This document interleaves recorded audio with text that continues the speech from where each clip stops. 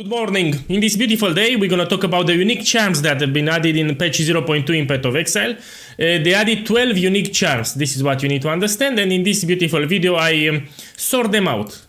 Top charms based on the price and their utility. We have some decent charms here, and here we have the poo-poo.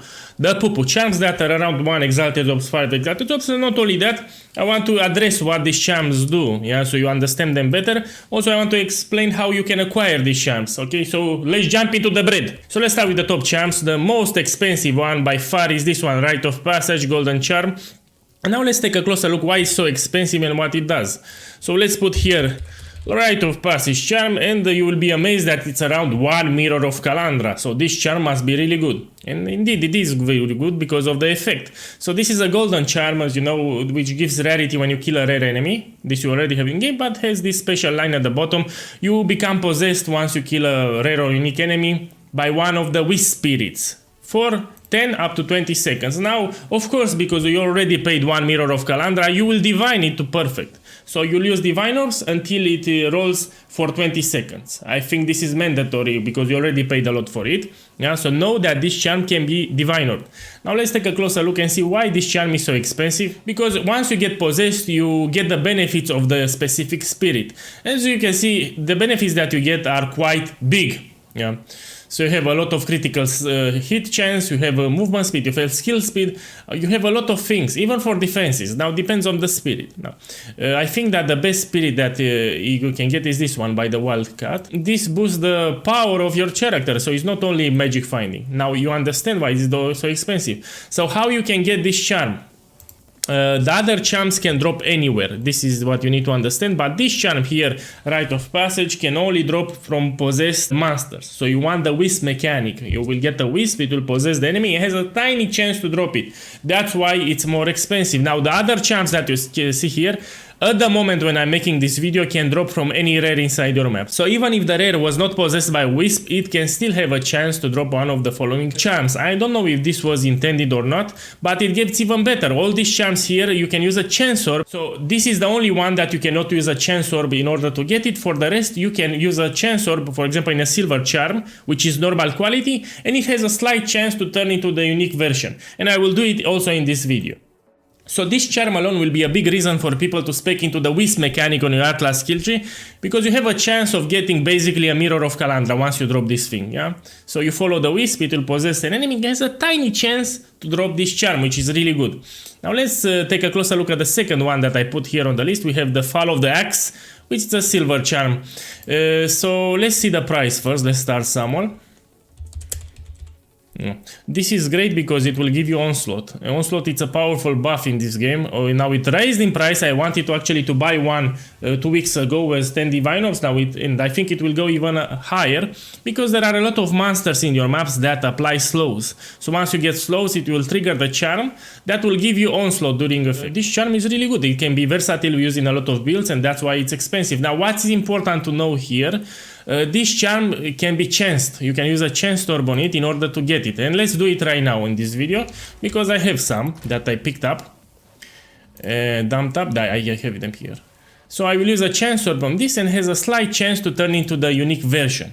Yeah, you know how Chance Orb works. Let's see how many I have. Yeah, I need to buy more, 1 second. Okay, my boys, I bought more, and let's see if we are lucky. Basically, you will apply on this and has a small chance to turn into a unique version or to destroy the item. Hop, hoop, hip, hop, hip, hoop, hip. Now, of course, because it's very rare, the probability to get it is slim. I think it's similar to an Astra Mantis, which is already very low. Speaking of the Astra Mantis, why not? Let's do it. Hop, hop, hop. Have 3 more. Hop, hop, hop.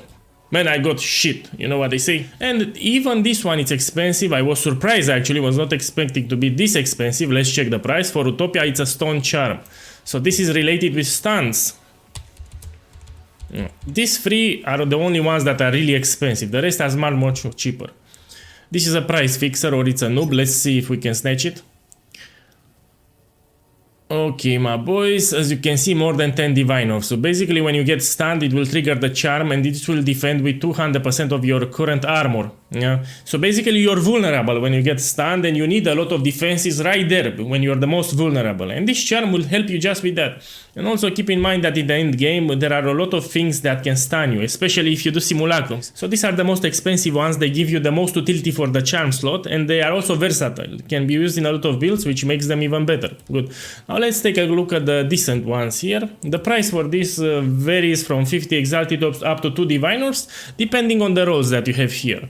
Now the Forsaken Bangle Amethyst Charm, it's basically an Amethyst Charm with extra useful effects. Because we already use Amethyst Charms, let's see if I use it. Chaos Resistance, it's a little harder to cap, and maybe you want to put one, it will help you slightly. Let's go up. It will trigger, I will have close to 50, so has utility. But this has slightly better utility because also recoup some life and mana during effect. Yeah, also you can get it with increased duration longer, and because you can recoup some mana and life, it's little more expensive and useful than a normal one. The second one, it's a Towing Charm, which becomes useful when you get frozen, and this also it's around 1 Diviner. Now if you're wondering why is this so expensive, it's because a lot of builds, if not all, they use already a Towing Charm, because you don't want to get frozen. For example, in strong boxes, you open a strong box, you don't want to get frozen right away, because this pretty much it's used in a lot of builds, yeah. And why have a normal version when you have the unique version, which actually has more utility here, because energy shield recharge starts on use. This is take it as a defensive layer, especially if you're energy shield base, yeah. Also it's easy to sustain because you have a chance to gain a charge when you kill an enemy, and you kill enemies everywhere, especially for mapping. So this is actually better than a regular Towing Charm. That's why the unique version is close to 1 Diviner. Other than that, it's similar to the normal one. Now let's see the PoE list. The PoE list, they are very cheap. I don't even need to search them on the trade website because the prices range from 1 Exalted Orbs to 5 Exalted Orbs. Good. This is a Lighting Charm, Valako's Roar Topaz Charm, used when you take lightning damage from a hit, and basically it will give you a frenzy charge on use. But because it's very conditional, you need to get hit, and second one, that hit needs to deal lightning damage. It's very cheap because it's too conditional. That's why it's cheap. But I like the fact that you get a frenzy charge on use, especially since the meta now uses Lightning Strike that benefits greatly from frenzy charges. Now let me show you something. Here we have the American Mario. American Mario. I think this is pretty much the reality. Now let's go back to the second charm here. Breath of the Mountains, which is a Sapphire charm, used when you take cold damage from a hit. This is similar to this one. That grants you now a power charge on use. Again, this is conditional. You need to get hit. More than that, you need to get hit with a cold thing. So that's why it's cheap. Nobody wants this thing.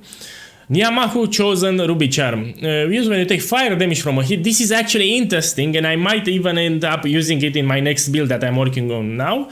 Grants up to your maximum rage on use. This is great, but problem is you need to take fire damage from a hit. I'm curious how this interacts with the Smith of Kitava, because you have some crazy ascendancy nodes. If they work with ascendancy nodes, actually it might be viable, because Rage is a good DPS boost. I'll need to experiment with this beauty here, so I will experiment with this beauty. I really love it. From the PoE list, this is the best in my opinion. Now we have here Bera's Anguish Dowsing Charm, used when you become ignited. You need to understand that right now there is a build that uses this charm, it's an Infernalist, and that build does quite a lot of damage. If you look now on the YouTube, you will find a lot of Infernalist build guides that use this charm, Bera's Anguish, and it's pretty much used just for that build.